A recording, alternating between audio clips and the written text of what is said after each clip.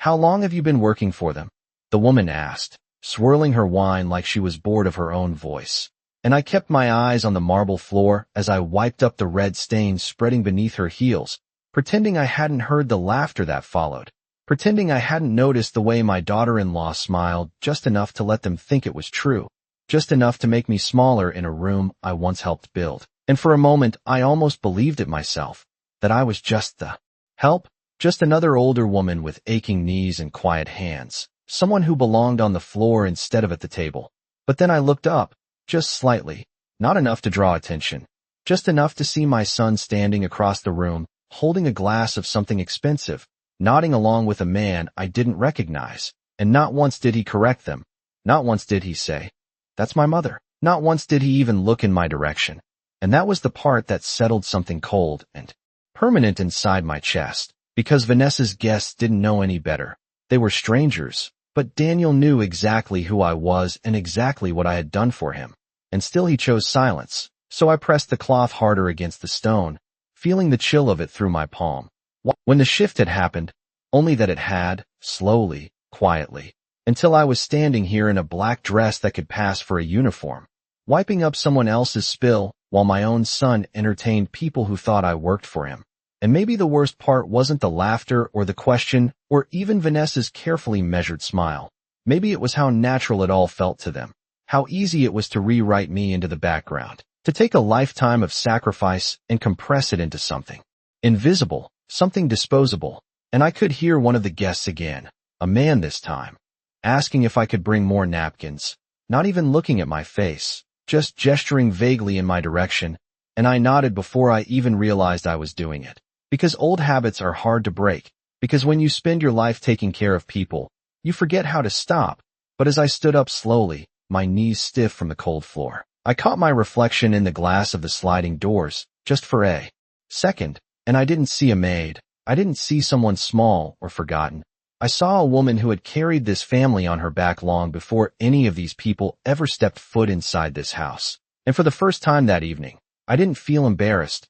I felt something else, something steadier, something that didn't need to be loud to be real. And I realized then that they could laugh as much as they wanted. They could call me whatever made them comfortable, because none of them understood the truth of where they were standing. None of them knew what held this place together, and none of them had any idea that the woman they were asking for napkins was the only reason the lights were still on. I carried the tray of napkins back into the room slowly. Not because it was heavy, but because I needed those extra few seconds to steady my hands. And by the time I stepped across the threshold again, the conversation had already shifted away from me as if I had never existed at all, which somehow felt worse than the laughter, because it meant I had been reduced to something even smaller than a joke, something forgettable, something that could move in and out of the room without leaving a trace. And Vanessa was standing near the center of it all, one hand resting lightly on the back of a chair, her voice smooth and confident as she spoke about the house like it was something she had built herself, describing the renovations, the imported stone, the custom fixtures, every detail polished and presented like a story she had rehearsed. And I watched the guests lean in, nodding, impressed, not questioning for a second how any of it had come to be. And Daniel stood beside her, smiling in that careful way he had learned over the years. The kind of smile that never quite reached his eyes, the kind that agreed with everything without actually saying anything. And when one of the men asked how long they had lived there, Vanessa answered without hesitation, her tone light, but deliberate. "A few years now. It finally feels like home." And something about that word home landed wrong. Not loud, not sharp, just wrong in a quiet, unmistakable way. Because I remembered when this place was nothing but a risk on paper, when the bank had nearly pulled out, when Daniel had sat across from me at my kitchen table with his head in his hands, telling me he might lose everything before it even started, and I had listened, really listened, the way a mother does when her child is trying to hold himself together, and I had not asked questions about pride or repayment or fairness. I had simply opened the folder I kept for emergencies and written the number that would keep his dream from collapsing. And I had told him it was not alone, that it was family, that it was what we do for each other.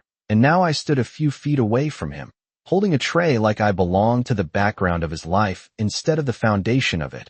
And I noticed then that not one photograph of me was visible anywhere in the room, not on the shelves, not on the walls, not even tucked into the edges of a frame the way old pictures sometimes are, and that absence felt deliberate, like a decision made over time, piece by piece, until there was no evidence left that I had ever been part of this place at all, and I set the tray down on a side table, careful not to interrupt, careful not to draw attention, but my eyes moved across the room with a new kind of clarity, noticing things I had ignored before. The way Vanessa gently redirected conversations whenever someone came too close to asking about the past. The way Daniel laughed a little too quickly when someone made a comment about hard work and success. The way the story of this house had been rewritten so completely that even I had almost accepted it, and for a moment I wondered how long it had been happening, how many small moments had added up to this one, how many times I had been edited out without realizing it.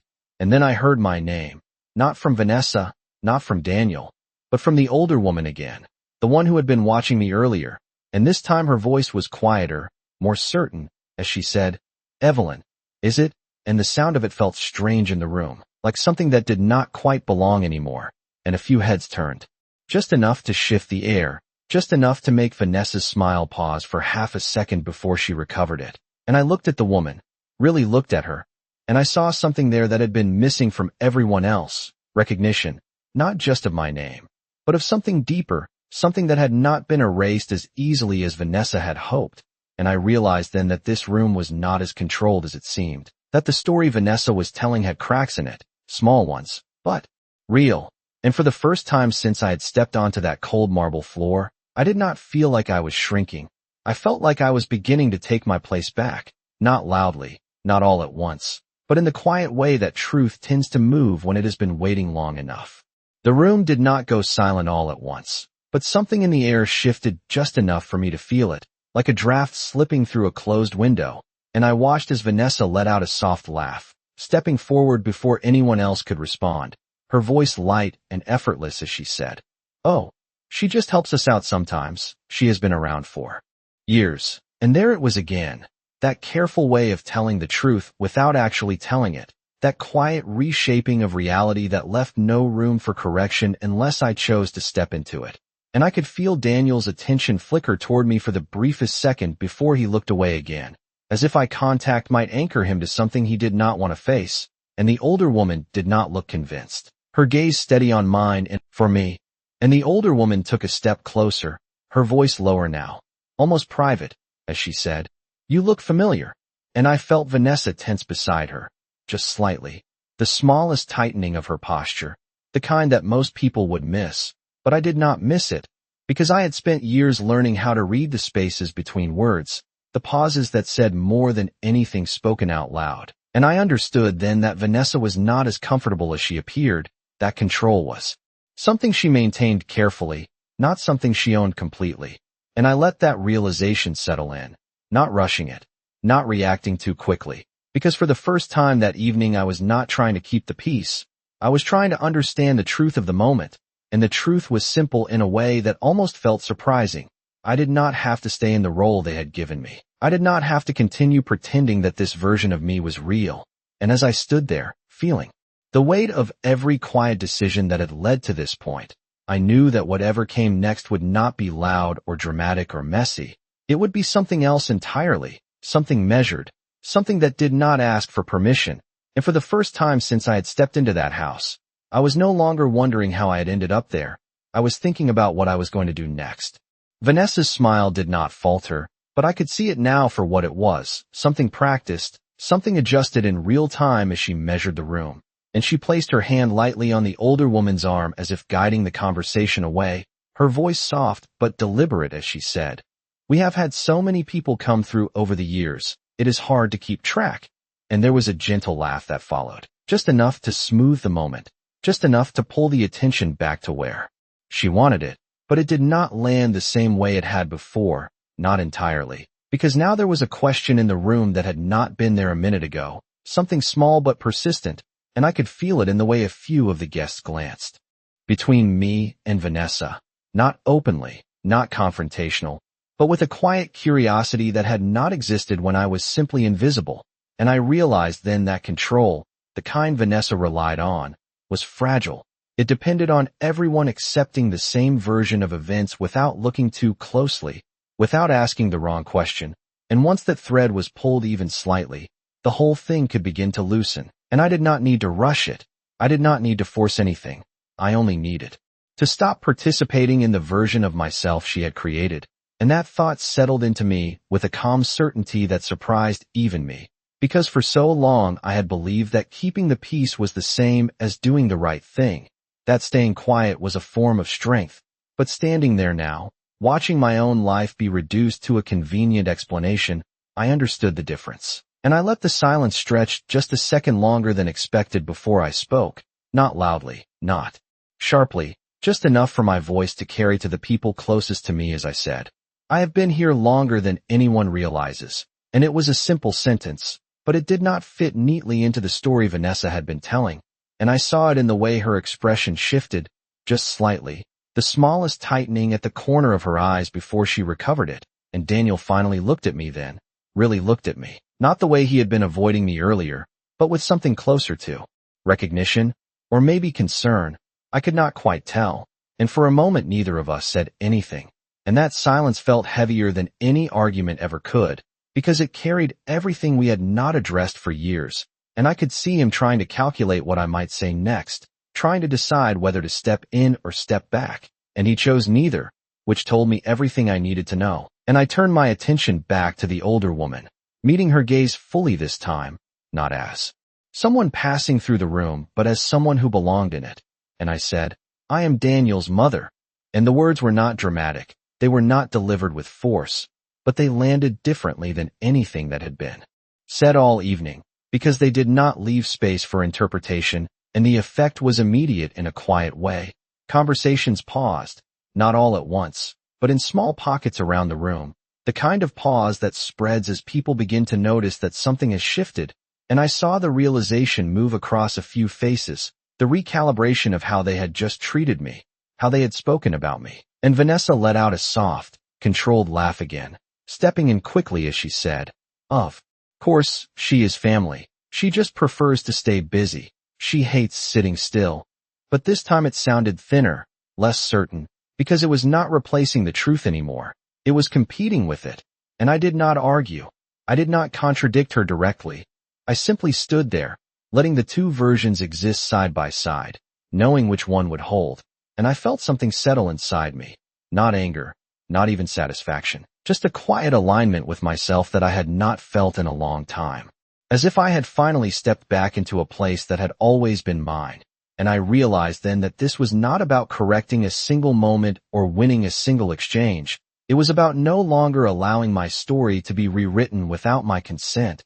And as I looked around the room, at the polished surfaces, the carefully arranged details, the people who had come here expecting one version of reality and were now beginning to see another, I understood that this was only the beginning of something that had been waiting for a long time, something that would not need to be loud to change everything. I did not move right away after I said it. I did not step forward or raise my voice or try to explain anything further, because I understood something now that I had not fully grasped before, that the power in that moment was not in how much I said, but in what I chose not to say.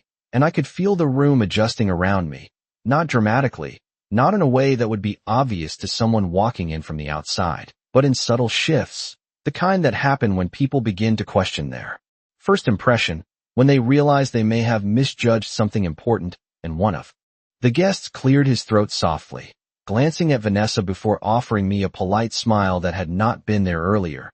And another woman picked up her glass, but did not sip from it. Her attention divided now. And I noticed how quickly respect can begin to return when the right truth is placed in the right space.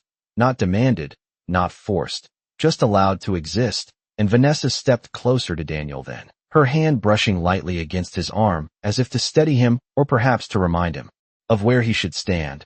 And I saw him hesitate, just for a fraction of a second, caught between the version of himself he had been presenting and the one that had just been called back into the room.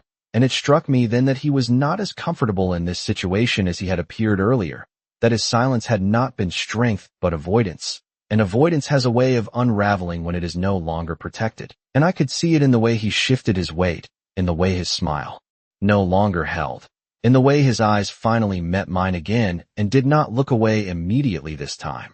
And there was something there, not quite apology, not quite understanding, but something that had not been present before, something closer to awareness, and I did not rush to meet it.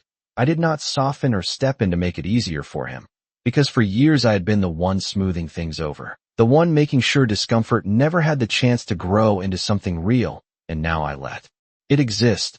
I let the silence stretch between us just long enough for him to feel it, to recognize it, to sit in it without being rescued.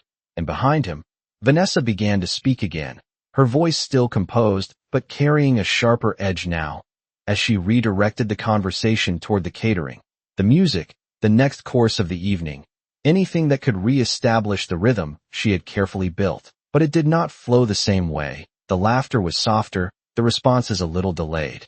And I realized that once a room begins to see something differently, it cannot fully go back to what it was before, no matter how hard someone tries to guide it there.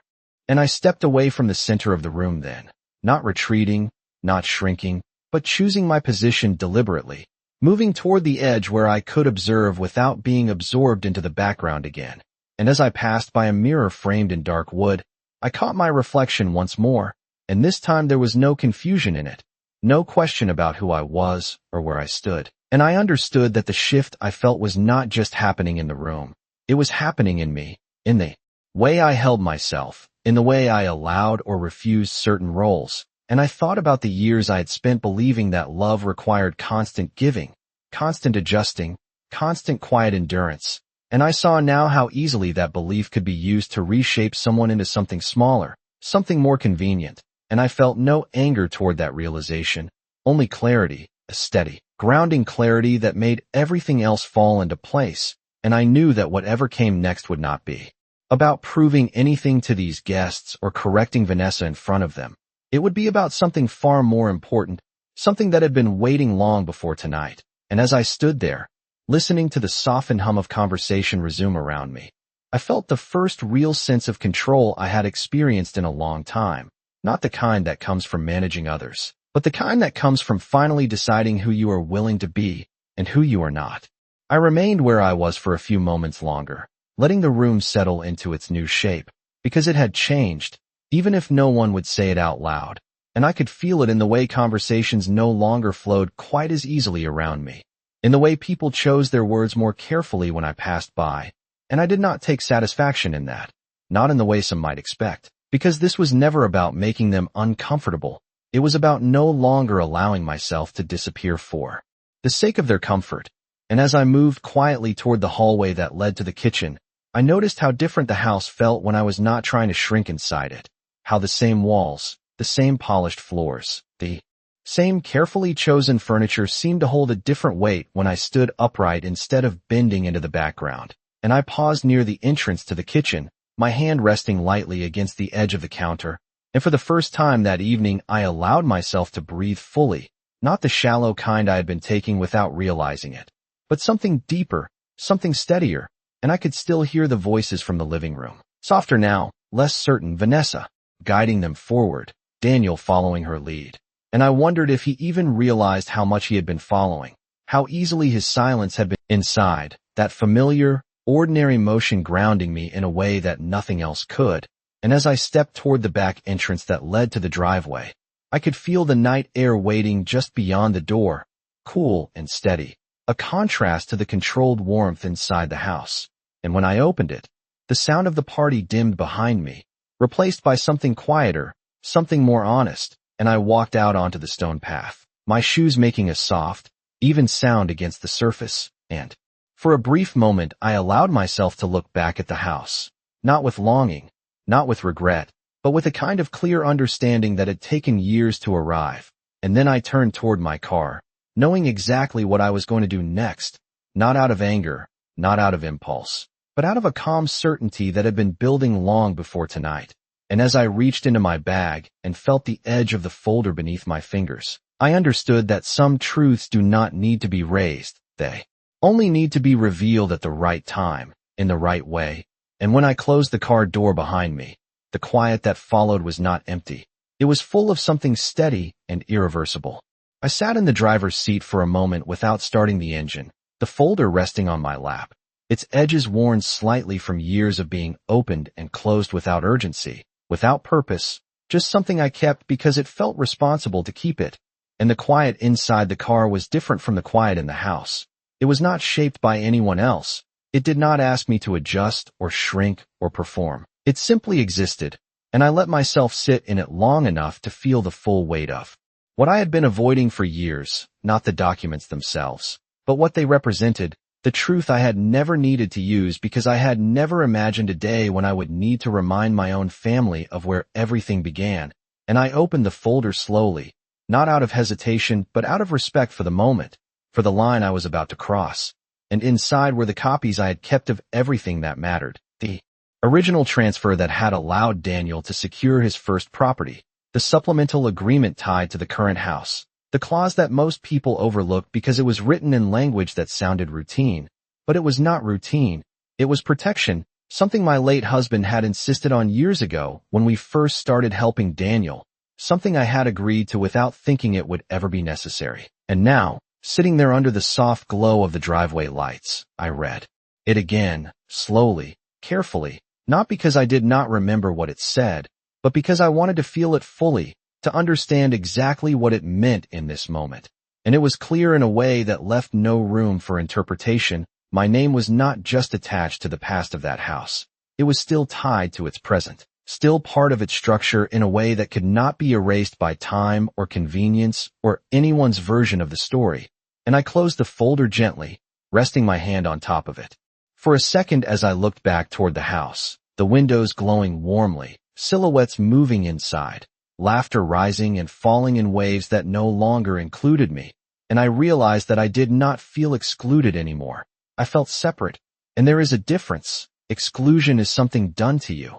Separation is something you choose, and that distinction settled into me with a quiet certainty, and I reached for my phone, scrolling to a contact I had not needed to call in a long time, someone who had helped us put everything in place years ago, someone who understood the details that most people ignored.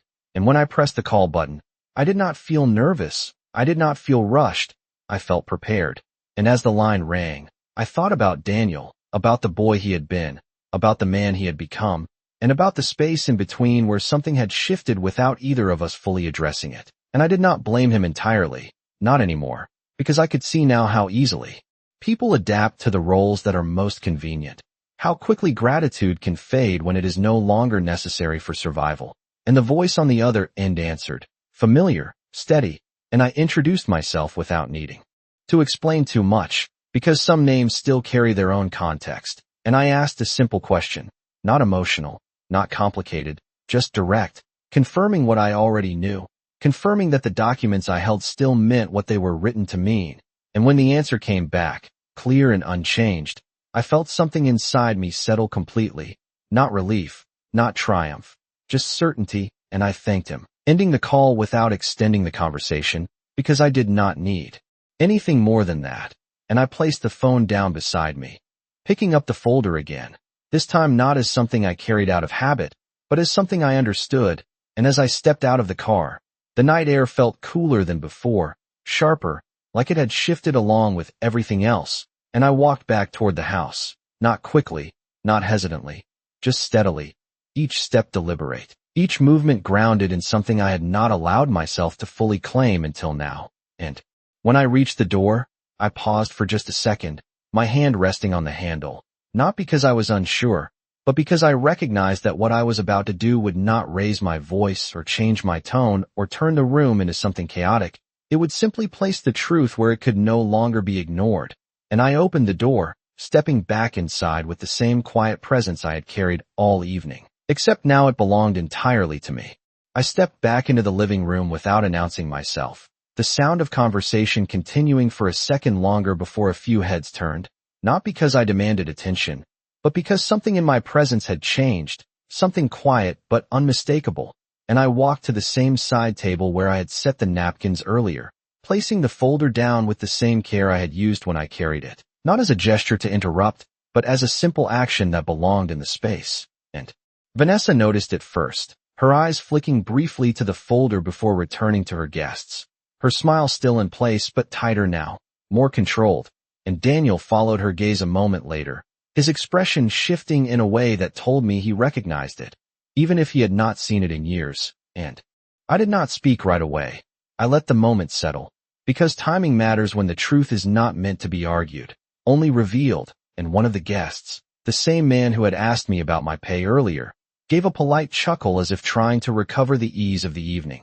And he said something about how beautiful the house was, how it must have taken vision and hard work to create something like this, and I nodded once, not in agreement with the story they had been told, but in acknowledgement of the question behind it. And then I rested my hand lightly on the folder and said, "It did."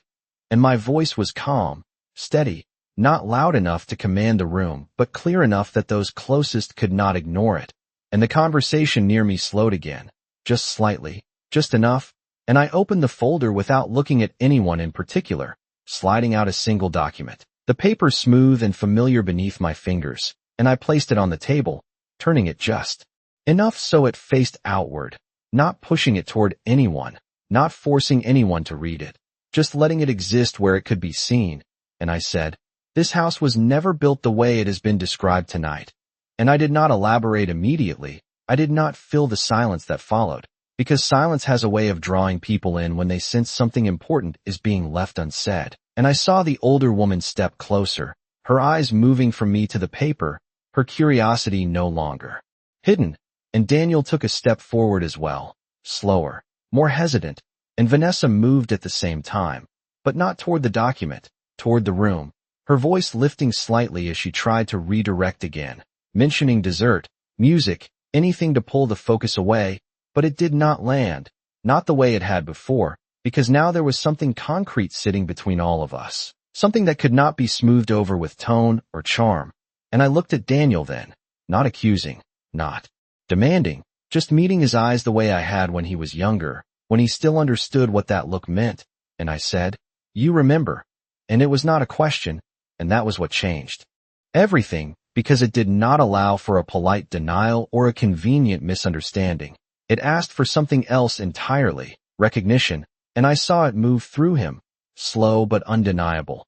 The memory of conversations, of signatures, of promises made in quieter times, and the room grew still in a way that had nothing to do with volume. A stillness that comes when people realize they are standing inside a story that is not finished the way they thought it was. And I did not press further. I did not raise my voice or expand on the details, because I did not need to.